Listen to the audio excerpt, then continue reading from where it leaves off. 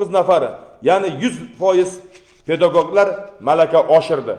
Joriy yildagi yana birinchi choragidagi yangiliklardan biri o'qituvchilarning uzluksiz kasbiy rivojlanishini qo'llab-quvvatlash va kasbiy mahoratini oshirish uchun tegishli shart-sharoitlarni yaratish maqsadida ta'lim muassasalarini pedagoglari uchun kasbiy rivojlanish kuni va kasbiy rivojlanish soati tadbirlari joriy etildi.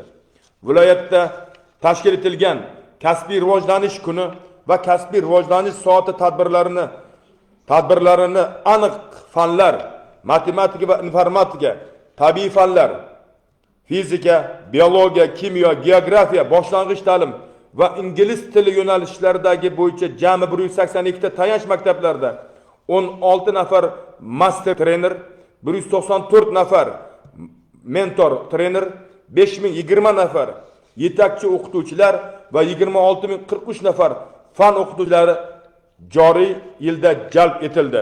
Viloyatda metodik mahorat kuni va metodik mahorat soat tadbirlarini o'tkazish bo'yicha tasdiqlangan rejaga asosan 34 ta tayanch maktabi ta'lim muassasalariga 2 nafar master trener va o'sha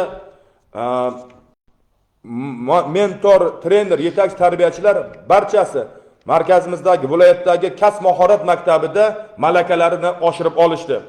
Hurmatli yurtdoshlar, aziz ijtimoiy tarmoq kuzatuvchilari, qadrli ustozlar, yurt ravnaqi va taraqqiyoti odimlarini ta'lim tarbiya belgilaydi. Shuning uchun ham mamlakatimizda muhtaram yurtboshimiz tomonidan ta'lim tarbiyaga ertangi kunimiz egalarining intellektual salohiyati sohiblar bo'lib kamol topishiga, millatimiz kelajagini yuksak darajada e'tibor qaratilayotgani ko'rinmoqda. Sohada olib borilayotgan islohot va yangiliklarning tub maqsadi esa yoshlarimizni, o'g'il qizlarimizni, singillarimizni, ukalarimizni ona vatanimizga sadoqat bilan halol xizmat qiladigan komil insonlar etib tarbiyalashdan iboratdir. Ushbu maqsad yo'lida qadrli ustozlar, barchangizni faoliyatingizga, ezgu ishlaringizda ulkan zafarlar tilayman. E'tiboringiz uchun rahmat.